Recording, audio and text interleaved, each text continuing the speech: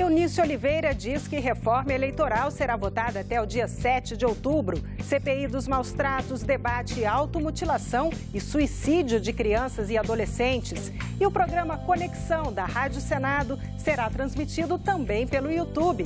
Destaques desta edição do Senado Notícias.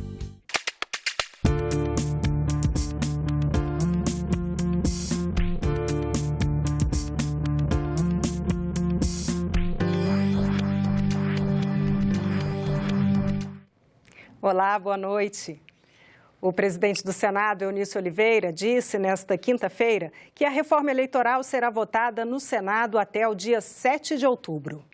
Se a Câmara votar hoje os destaques, ou votar na terça-feira os destaques, e encaminhar para o Senado, eu vou conversar com a liderança para que a gente possa quebrar o interstício, já que essa matéria foi encaminhada do Senado para a Câmara dos Deputados, e se não tiver acordo para a quebra de interstício, eu vou chamar sessões sobre sessões para que a gente aprove até o dia 7 a PEC que está sendo discutida e finalizada na Câmara dos Deputados. E hoje, deputados e senadores pediram a criação de uma CPI mista para investigar o decreto que liberou a exploração da Reserva Nacional do Cobre e Associados. Os parlamentares esperam que o pedido seja lido na próxima terça-feira, quando está marcada a sessão do Congresso Nacional.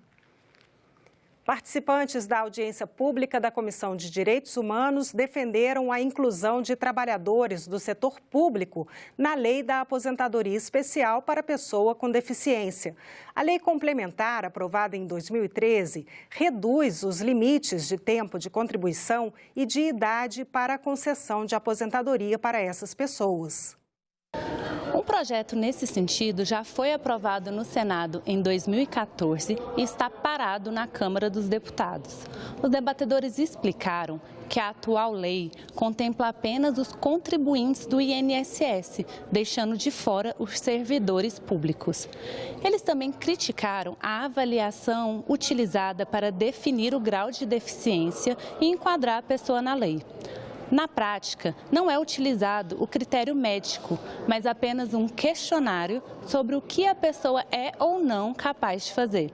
Vira só um questionário funcional, onde na realidade, para você ser declarado como portador de deficiência, você tem que provar que você é absolutamente incapaz.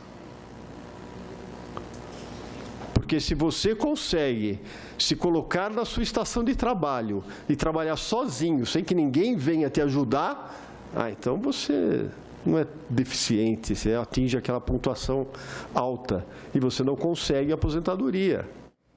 O que leva crianças e adolescentes à automutilação ou até mesmo ao suicídio?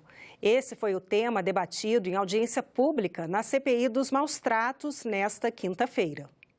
Segunda maior causa de mortes na faixa etária de 15 a 19 anos, o suicídio tem aumentado em todo o mundo. No Brasil, o mapa da violência do Ministério da Saúde aponta um incremento de 30% entre 1984 e 2014.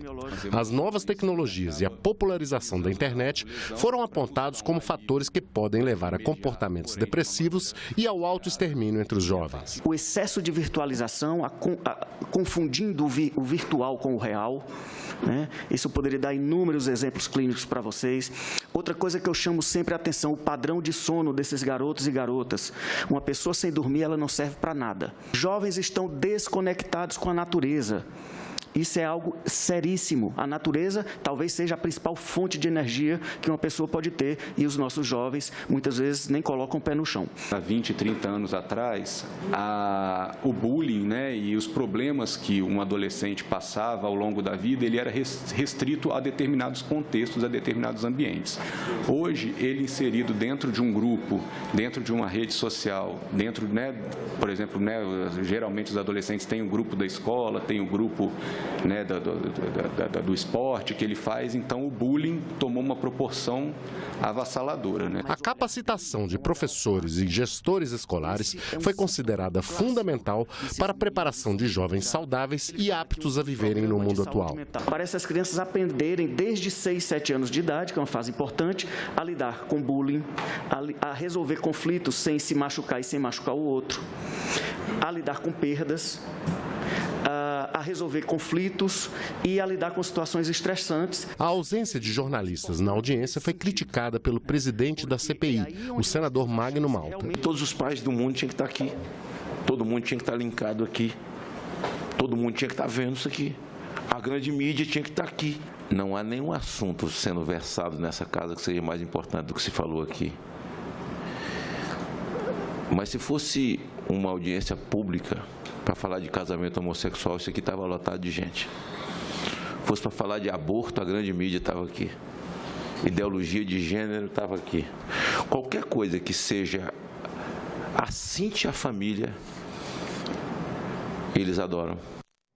O ouvinte do Conexão Senado, da Rádio Senado, vai ficar mais próximo dos apresentadores a partir desta sexta-feira. O programa será transmitido também pelo YouTube. O ouvinte da Rádio Senado já conhece as vozes de Gesiel Carvalho e Adriano Faria, os apresentadores do Conexão Senado. O programa está no ar há muitos anos, de segunda a sexta, das 7 às 9 da manhã, divulgando notícias do Parlamento. Essa reunião da CPI mista da JBS, que acontece logo mais às 9 horas e às 10h30, Adriano. Pois é, Gesiel, às 10h30 da manhã tem reunião da CPI dos maus tratos contra crianças e adolescentes. A CPI discute hoje a prevenção ao suicídio. Mas o Conexão Senado não vive só da agenda legislativa. Fala do trânsito e de outros assuntos de interesse do cidadão. 23 graus agora em Natal, máxima prevista para hoje 30 graus. Tem possibilidade de chuva hoje na capital Potiguar. A novidade é que os apresentadores agora têm uma companhia no estúdio que está de olho neles.